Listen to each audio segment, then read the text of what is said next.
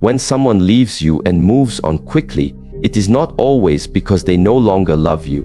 It is often because they no longer recognize you. This is not a punishment. This is a signal. A sign that, somewhere along the path, you stepped away from the essence that once made you whole and magnetic, not just to them, but to life itself. You see, love is not a chase. It is not begging, not convincing, not adjusting yourself to meet someone else's wounds. Instead, it is an alignment, an energetic truth.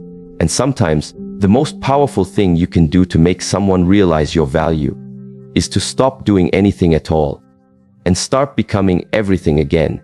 There is a quiet force in the world more powerful than the loudest words, more magnetic than the most perfect appearance. It is not something you can fabricate through manipulation or force. It is presence. And this presence, when truly cultivated, has the power to awaken something in others long after you've left their life. When a relationship ends, especially when the other has moved on seemingly without regret, it often creates a storm within. Many spiral into emotional pleading, over-explaining, or endlessly revisiting what went wrong. But the truth is, what often draws someone back, or at least causes them to reconsider everything, is not an explanation, nor an emotional outburst. It is the stillness of your transformation. It is the new quality of your presence, which they begin to feel in your absence. Imagine a woman named Isla. She had given all of herself to her partner for over 7 years, accommodating, overextending, always available. When he left her for someone else, she broke down. But after the initial mourning, something within her began to shift. She stopped checking his social media. She stopped trying to prove her worth. Instead, she started showing up to her own life. She changed nothing about her outer world, but internally everything began to rewire. She began to walk slower, speak less, breathe deeper, sit with her emotions instead of acting from them. Slowly, her nervous system, once always on high alert, began to settle. The chaos in her heart gave way to silence, not the silence of apathy, but the silence of a new kind of power. And people began to notice. Even strangers in the grocery store commented on her calm.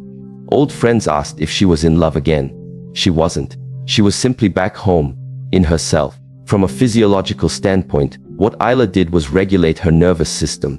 Presence isn't just a concept, it's a felt experience. When your parasympathetic nervous system, the branch responsible for rest, digestion, and healing, is activated, your breath slows, your heart rate steadies, and your energy becomes grounded. Others can feel this. Just as we can sense anxiety or agitation in someone without a word spoken, we can sense stability and calm. In relationships, this is deeply attractive, especially when compared to the frantic energy of emotional desperation. The greatest irony is that the very act of no longer trying to get someone back is often what causes them to reconsider leaving in the first place. This is not a tactic.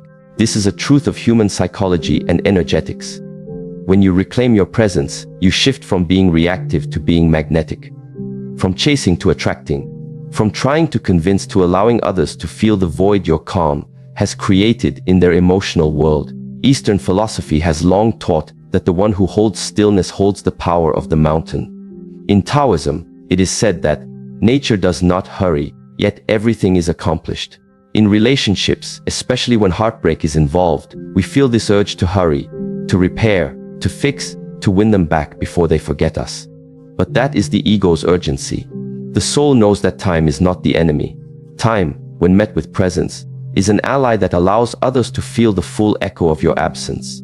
And here is something unexpected. Presence is not about appearing calm on the outside. It's not about putting on a mask of self-control. It is about deep, somatic honesty with yourself. If you are angry, you sit with that anger. Not project it, but hold it, witness it, and breathe through it. If you are grieving, you don't suppress the grief. You give it space in your body to move, to flow, to be released. When you do this, your internal world becomes congruent. You are no longer faking peace, you are cultivating it. This alignment is what people feel when they say, "There's something different about you." They can't quite name it, but they can sense it. This is the beginning of real self-mastery. In one of his teachings, Master Shi Heng Yi speaks about the power of standing meditation. Imagine a person standing still for 30 minutes. No movement, no distraction, just breath and awareness. What begins as discomfort slowly becomes a lesson in observing the mind, detaching from urges, and accessing a deeper layer of strength. This is what presence trains you for, not just in stillness, but in life. When your ex sees you not reacting, not performing, not trying to be seen, they begin to feel their own internal conflict. Because your silence now reflects their noise. Your peace becomes a contrast to their unresolved chaos. This is why the return to presence is so powerful. It's not about punishing the other. It's about becoming a mirror that reflects their own emotional immaturity or impulsive decisions. Many people leave relationships in search of novelty, but what they often find is surface-level stimulation. When their nervous system eventually seeks the calm, grounding connection you once provided, now magnified by your newfound presence, they begin to long for something deeper. That longing is not for who you were, but for who you have become. Now, let's consider the second key point: emotional detachment. This may sound cold, but it is, in truth, an act of the highest emotional maturity. Emotional detachment does not mean you stop loving someone. It means you stop needing them to behave a certain way in order for you to feel at peace. You shift from conditional love to compassionate awareness, from attachment to freedom. Let's revisit Isla. Months into her journey, her ex reached out. He was distant, hesitant, but curious. "You seem different," he said. "I just wanted to check in." A younger version of Isla would have jumped at the opportunity, pouring out her heart, trying to show him her growth. But this version of her simply replied, "I hope you're doing well." There was no hidden agenda, no subtle attempt to reignite connection. It was a statement of peace, not performance. This moment was not about getting him back. It was about the fullness of her detachment. Her heart still remembered him, but her well-being no longer depended on his validation. This is what true healing looks like, when you no longer need closure because you've given it to yourself. In psychology, this is referred to as secure attachment, the ability to remain emotionally open while also grounded in self-trust. It's the antidote to anxious clinging or avoidant withdrawal. And it is cultivated not through time alone, but through daily emotional hygiene. Practices like journaling, body scanning, intentional breathing, and healthy boundary setting are all tools that retrain the nervous system to find safety within. The more emotionally safe you feel within yourself, the less you grasp for it in others. In relationships, this detachment often causes a powerful shift. When someone knows that they no longer have emotional control over you, when they feel that you are not affected by their silence, their new relationship, or their lack of clarity, they are faced with the full weight of their own decisions.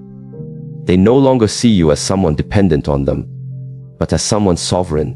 And this sovereignty is deeply attractive, not because it's mysterious, but because it reflects the one thing most people crave, but rarely find: stability.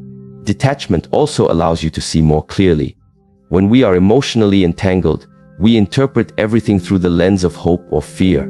Every message becomes a sign. Every silence becomes a threat. But when you detach, you see things as they are, not as you wish them to be.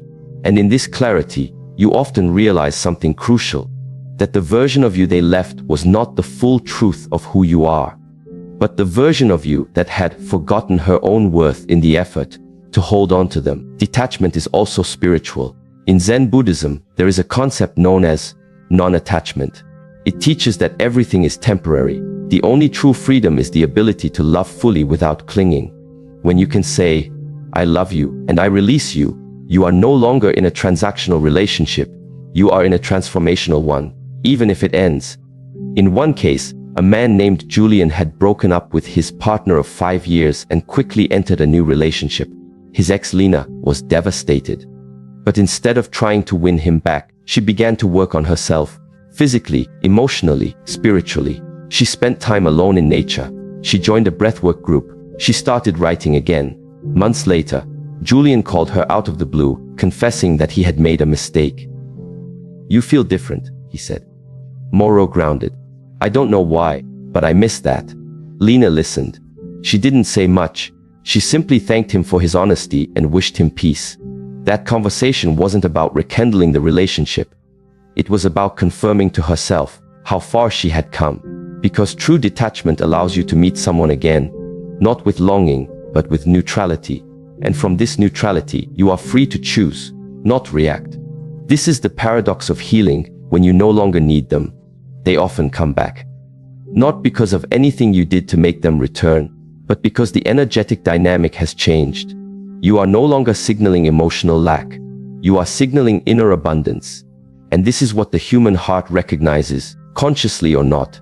From the perspective of neuroscience, emotional detachment allows for greater activation of the prefrontal cortex, the part of the brain responsible for rational decision-making, self-awareness, and regulation. When we are emotionally enmeshed, we operate from the limbic system, our emotional brain, which is impulsive, reactive, and fear-driven.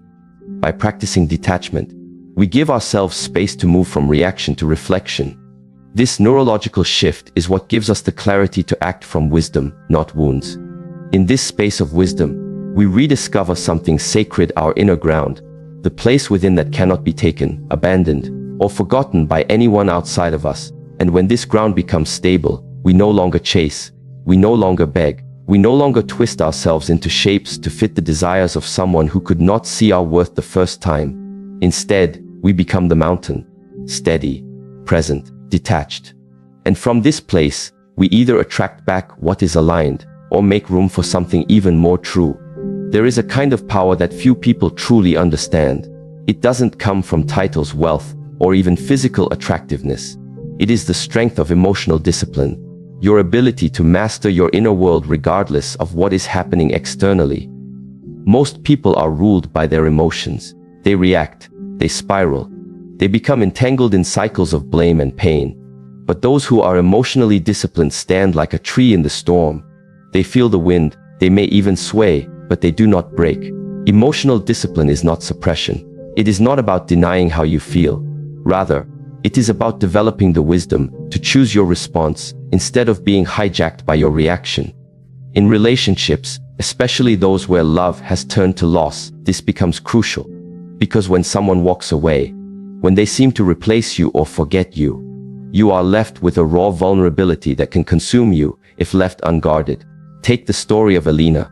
Her relationship ended abruptly after 9 years. Her partner found someone new within weeks. She was shattered. For a while, every waking hour was filled with inner noise. What did I do wrong? How could he move on so fast? Was our connection never real? But something remarkable happened. Instead of numbing her pain with distractions or seeking comfort in the arms of another, Elena did something few have the courage to do. She turned inward. She began practicing mindful breathing every morning. She wrote her thoughts with complete honesty in a journal, and when grief came, because it did, she met it not with resistance, but with presence. This is the core of emotional discipline. To feel deeply but not drown. To observe your pain without becoming it. And neuroscience supports this. Research shows that when we practice mindfulness, bringing gentle, non-judgmental attention to our thoughts and feelings, we decrease activity in the amygdala, the brain's fear center. In turn, we increase activity in the prefrontal cortex, which governs self-regulation, planning, and higher reasoning. You see, heartbreak activates a survival response. It's not just emotional, it's physiological. Your body perceives rejection as danger. But when you breathe deeply, when you anchor your attention in the body, you begin to send a new signal to the nervous system. Why are safe? And once the body feels safe, the mind follows. Elena began to embody this. She didn't chase her ex. She didn't try to win the breakup by pretending to be fine. She simply stayed committed to her own healing. And in doing so, her energy changed. People at her workplace noticed it. Strangers smiled at her more often. She began to radiate a quiet confidence, one born not from perfection, but from self-containment. Her ex eventually reached out, not with an apology, but with confusion. "I keep thinking about you," he said, "but you feel different." Of course she did. Because she had stopped being the version of herself who clung, who cried out to be seen. She had become someone who saw herself clearly, even through the haze of pain. This is the kind of transformation that emotional discipline makes possible. It allows you to grow instead of shrink, even under pressure. In Eastern philosophy, this is likened to the lotus, a flower that blooms not in perfect conditions, but in the muddy waters. It reminds us that suffering is not the end of your story. It is the soil in which your deeper self takes root. And in practical terms, emotional discipline requires consistent effort. It is built through small choices. The choice to pause before sending that emotional message. The choice to sit with your discomfort instead of acting from it. The choice to respond to silence not with panic, but with patience. These micro decisions rewire the brain over time. They create new neural pathways that favor calm over chaos, presence over panic. There is another layer here that must be understood. Emotional discipline gives you back your dignity. So often in heartbreak, we lose ourselves in the attempt to preserve the relationship. We text late at night hoping for a response. We replay conversations. We lower our standards to feel needed again. But every time you abandon yourself to try and win someone back, you diminish the very energy that made you lovable to begin with. Instead, discipline invites you to honor your own boundaries, to walk away from disrespect, not because you don't care, but because you finally do. And this quiet strength, it speaks louder than any plea ever could. Those who walked away may begin to feel it, not as punishment, but as a mirror. Your steadiness exposes their impulsiveness. Your clarity challenges their confusion. Your silence becomes louder than all the noise. And now we arrive at the fourth teaching, the elevation of self-worth through purpose. This is not about pretending to be over someone. It is about realizing that your life was never meant to orbit around one person. That the sun of your being does not rise or fall based on whether someone stays. In the absence of a relationship, there is space. And in that space, purpose can be discovered or reawakened. This is not always immediate. Many wake up after a breakup feeling lost, directionless, even invisible. But this is not the end, it is an invitation. Think of a woman named Noor. After her divorce, she felt empty. Her role as wife, partner, and nurturer had defined her for 2 decades. With that gone, she didn't know who she was anymore. But instead of rushing into another relationship to fill the void, she asked a powerful question: what is trying to emerge from this pain? She began to explore things she had once loved: painting, hiking, community service. Slowly, her life became textured again. She discovered a passion for mentoring young girls in her neighborhood, teaching them emotional resilience and self-respect. Her days filled with meaning, and in doing so, she stopped waiting for her ex to come back. Not because she no longer loved him, but because her life had become rich in ways she never imagined. This is the essence of purpose. It anchors you when others drift. It lights a fire within that does not depend on external attention to stay lit. And this inner light, this commitment to becoming, makes you radiant. People feel it, including the ones who once took your light for granted. In the realm of psychology, Viktor Frankl once wrote, "Those who have a why to live can bear almost any hoe." In the context of heartbreak, the why becomes crucial. Without purpose, you will seek meaning through the approval of the one who left. With purpose, you begin to author your own meaning. You stop waiting for someone else to choose you. You begin to choose yourself, daily, deeply, without apology. Purpose is also profoundly regulating to the nervous system. When we are in alignment with something greater than ourselves, whether it is service, creativity, growth, we access flow states. These are moments when the mind quiets, the heart steadies, and the self expands. In these states, the grief of loss becomes a backdrop rather than the entire canvas. And as you live from purpose, your identity transforms. No longer just the one who was left. You become someone who is becoming. This is deeply attractive. Because most people, if they're honest, are seeking depth. They are drawn to those who are rooted in something real. And even if your ex has moved on, the contrast between you, anchored in purpose, and others, lost in appearances, becomes evident over time. There's a saying in Eastern wisdom: when the student is ready, the teacher appears. But sometimes, heartbreak is the teacher. And if you are willing, it will not just break you, it will break you open, into clarity, into calling, into self-respect that no longer wavers based on someone else's attention. This does not mean you become hardened or indifferent. On the contrary, it means your love becomes purer, less transactional. You no longer give love to be validated. You give because it flows from a full place. And should someone return to your life, they no longer meet the old version of you, the one who needed to be chosen. They meet the version of you who already chose herself. And if they don't return, you are still whole. You are still walking your path, not as a victim of love, but as a vessel of it. Because purpose has given your pain a new direction. And that direction always leads inward first, toward self-awareness, toward emotional mastery, toward a deeper connection with life itself. Of all the energies we carry, perhaps none is as quietly powerful as presence. Not the kind of presence that draws attention through loudness or flamboyance, but the presence that stills a room, that makes someone pause mid-thought, that speaks volumes before a single word is said. Presence is not what you wear, or how perfectly you perform. It is who you are when you are fully there, fully yourself, and fully at peace in your own being.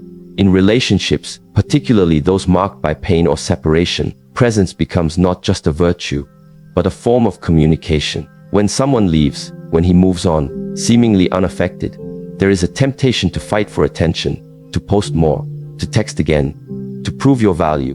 But the most potent signal you can ever send is not a cry for recognition. It is the silent transmission of energy that says, I am here. I am whole. I am not waiting to be chosen. This presence is cultivated, not performed. It begins with the way you breathe. Shallow, hurried breaths signal fear. Deep, grounded breathing signals calm. When your breath deepens, your nervous system shifts from fight or flight into rest and recovery. From that space, your body no longer contracts around the past. It expands into the now. And in that expansion, you begin to radiate something unmistakable. Imagine this. A woman named Sophia is walking through a bookstore. She is not dressed to impress. She carries no sense of trying.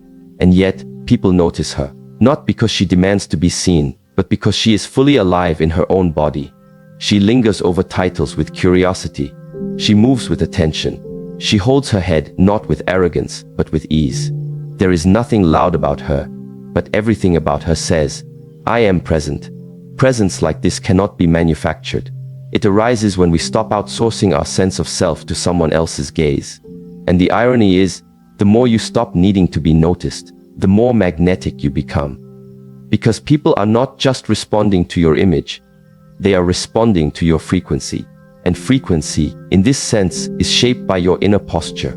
Not your shoulders, but your self-regard. This is what many do not understand. When you carry longing or desperation in your energy, it leaks. Even if your words are composed, emotional tension has a scent. But when you are grounded in who you are, when you no longer crave validation from the one who walked away, your energy becomes clean, clear, centered. And that kind of energy is rare. It is felt. It is remembered. There's a reason why some people find themselves thinking about an ex long after the breakup. Not because that person was perfect. Not because the relationship was ideal, but because after the silence settled, they could still feel something. Not neediness, not bitterness, but stillness.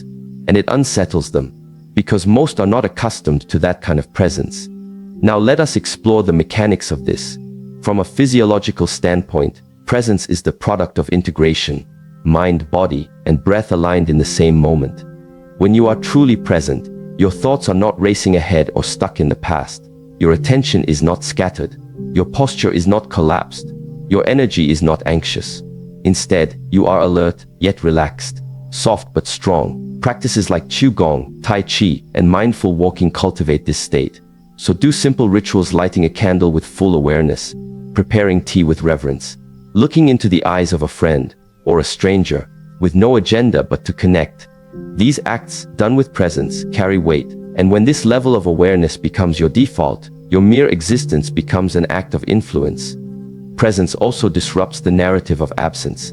Often, after a separation, we feel a compulsion to remind the other of what they lost. We want them to see us thriving, smiling, glowing. But presence doesn't concern itself with performance.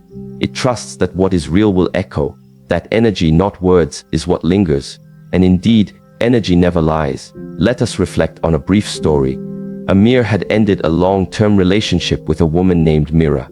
She had been heartbroken, but she never reached out in desperation. Instead, she took long walks in nature. She practiced silence. She returned to painting. Months passed. One afternoon, Amir stumbled upon a photograph of her, posted by a mutual friend. She wasn't posing. She was laughing, unaware of the camera, and something shifted in him. He couldn't stop looking at that image. There was something different about her. Not in how she looked, but in how she felt. She seemed fuller, rooted, unreachable yet entirely real. That is the result of presence. It makes people see you anew, even those who thought they knew you, even those who left.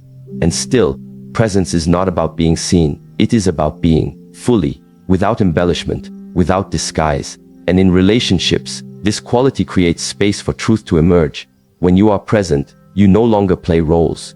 You no longer manipulate or contort yourself to earn love. You become a safe space, not just for others, but for your own soul to land. And when someone returns, and they often do, it is not because you lured them with tactics. It is because they felt your absence not as a void, but as a presence too deep to forget.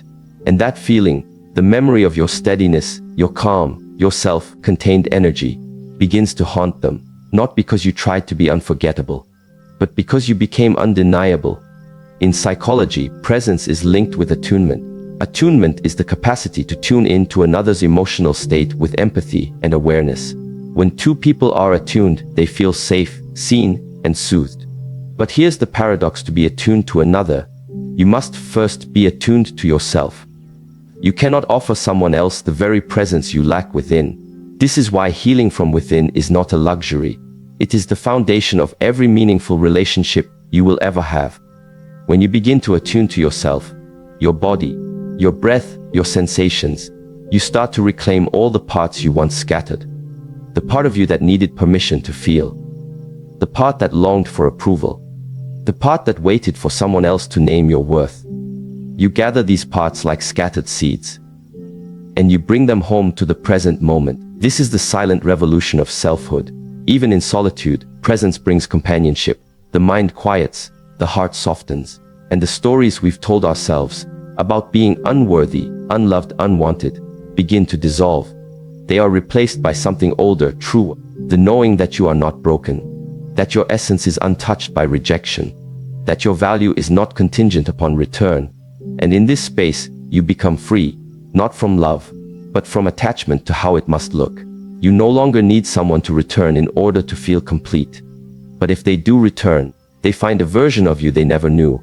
A version who no longer waits, no longer pleads, no longer performs. This presence does not beg, it beckons. It does not grasp, it grounds. And in a world addicted to noise, it is silence that becomes magnetic. So ask yourself gently, when I walk into a room, what follows me? When I sit with someone I care about, am I really there? Or is my mind elsewhere, rehearsing, reacting, replaying?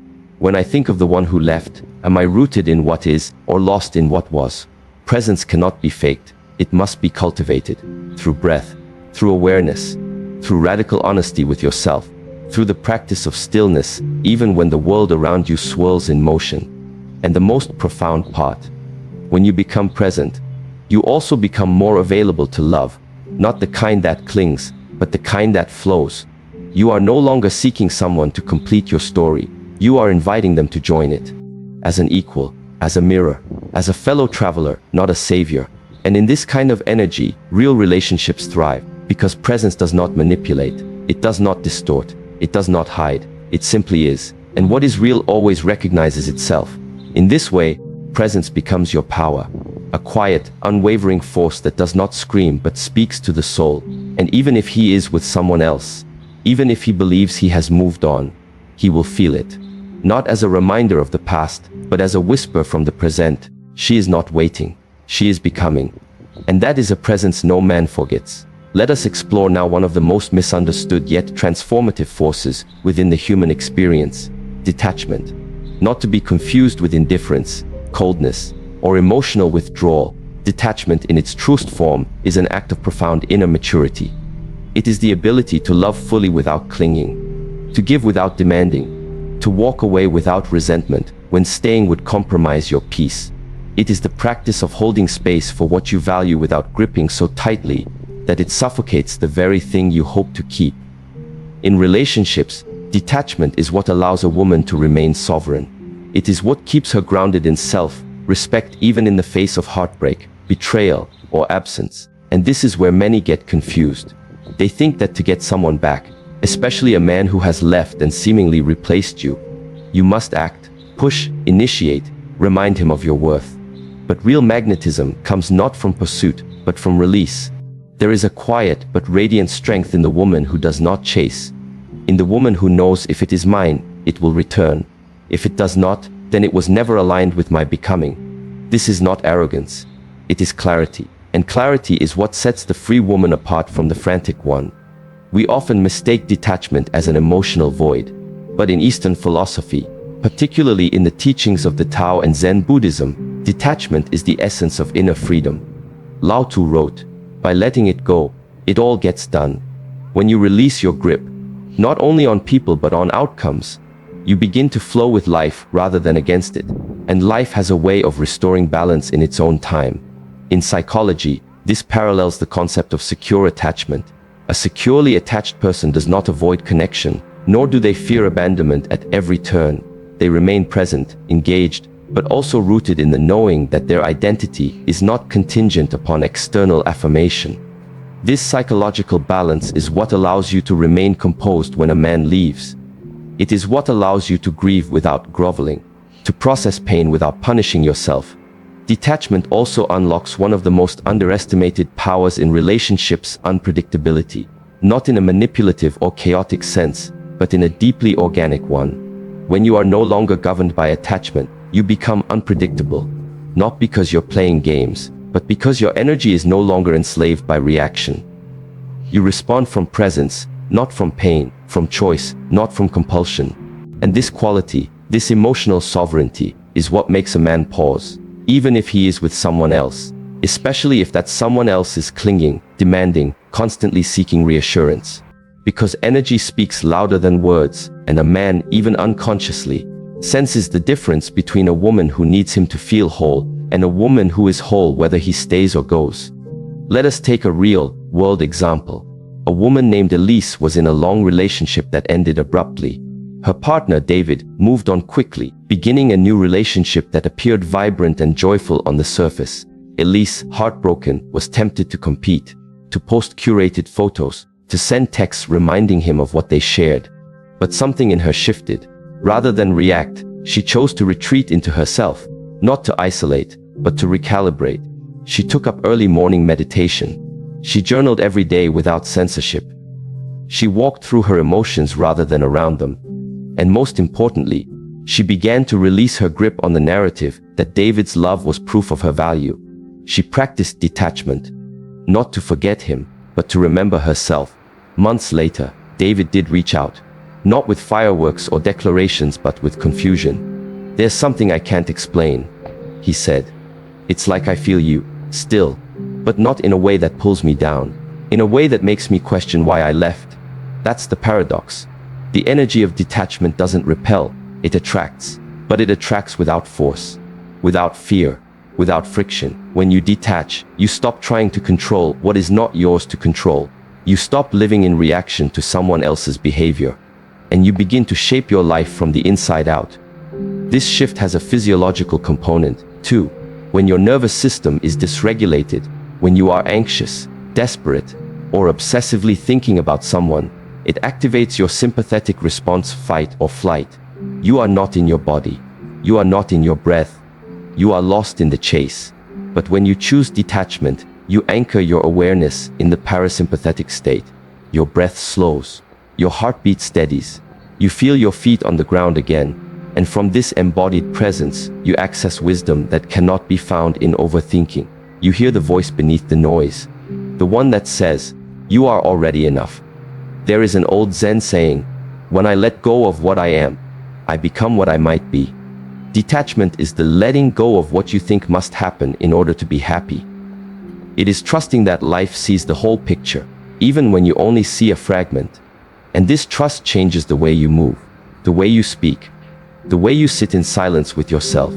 One of the most transformational things a woman can do after being left is not to strategize how to get him back, but to investigate what within her was holding on so tightly. What belief made her think that love must hurt to be real? What story told her that she is only worthy if he chooses her again? When she confronts these inner patterns, not with shame, but with honesty, she reclaims the power she once gave away. She stops waiting for the apology that may never come. She stops checking his updates, analyzing his actions, comparing herself to the woman he's now with. She simply breathes. She simply lives. And in that quiet aliveness, she becomes more magnetic than she ever was before. This is not about revenge. It's about release. Not about making him regret, but about making yourself remember who you were before you thought you needed him to feel whole. And who you are now, having walked through the fire of loss and still chosen to love yourself more, not less. And if he ever turns around, what he will encounter is not the same woman he left. He will find someone who is not waiting for him to return. Someone who is not available in the same way, not because she is closed, but because she has become whole. And that wholeness changes the conversation. It changes the energy. It changes the ending. There's a quiet power in knowing you can love someone and still let them go, that you can cherish the past and not be imprisoned by it, that you can grieve deeply and fully and still not cling. This is detachment. It is not cold. It is not cruel. It is clear. And when a man feels that clarity, when he senses that you no longer need him to validate your worth, it disrupts him. It makes him question the choices he made. Not because you demanded it, but because you demonstrated something he had not seen: emotional freedom. And that is rare. That is unforgettable. You become the woman whose energy heals rather than hooks. The one who does not beg, but who blesses. Not with grand gestures, but with graceful distance. Not with accusations, but with silence that speaks of peace. And that silence echoes louder than any words ever could. To detach is to trust that your destiny is not held hostage by one man's decision. It is to believe that what is for you cannot be taken, and what is not for you will fall away no matter how tightly you hold. It is to walk through life with open hands rather than clenched fists. And this posture, this emotional openness paired with self-containment, is what brings everything back into balance. In time, in truth, in alignment, the woman who detaches is not the woman who no longer feels. She is the woman who feels everything, but no longer lets those feelings dictate her direction. She has cried the tears. She has mourned the loss. And now she sits at the edge of a new beginning, not waiting, not forcing, simply becoming. And in that becoming, she becomes the very thing she once sought: a sanctuary, a storm, a stillness, a woman who no longer chases, because she is already home. Let us return now to the truth that has guided every step of this journey, that no external force, not even love lost, not even a man who has chosen someone else, can define the essence of who you are. You began this path perhaps with a question, a longing, a pain, a need to understand why someone walked away, and whether there was a way to bring him back. But along the way, what you discovered was far more powerful than any strategy to win back love. You discovered yourself, the quiet strength of stillness, the depth of presence, the discipline of emotional self-mastery, the clarity that emerges when you stop reacting and start observing, when you stop grasping and start growing, when you stop trying to be chosen and instead choose yourself. In relationships, we often try to change others, fix the past, or predict the future. But real power, soul-deep, unshakable power, comes when you realize that your greatest influence is not in what you say or do to someone else, but in how you evolve within your own being. When you reclaim your breath, your nervous system settles. When you straighten your posture, your mind follows. When you become deeply present, your energy changes. And that energy, grounded, whole, undemanding, is what speaks volumes. It is what lingers in the heart of a man long after your words have faded. It is what makes him remember, and in some cases return. But the miracle is not in his return. The miracle is in the return to yourself. So if you want to know the path that makes a man truly see you, even if he's with someone else, it is this: stop chasing, start breathing, stop seeking, start seeing, stop waiting for someone to call you worthy, and begin living like you already are. The woman who learns to stand in silence, to walk in peace, to love without attachment, and to let go with grace, that woman does not need to ask anyone to come back. Her very being becomes an invitation, not only for others, but for life itself to meet her in her fullness. And if he returns, he will not return to the same woman he left. He will return to a sanctuary, a force, a woman who no longer needs him, but who may choose him freely if he is ready. And if he does not return, it will no longer matter in the way it once did, because you will have already returned to yourself. That is the highest reunion. That is the most powerful love story. And it begins, not when he comes back, but when you finally do.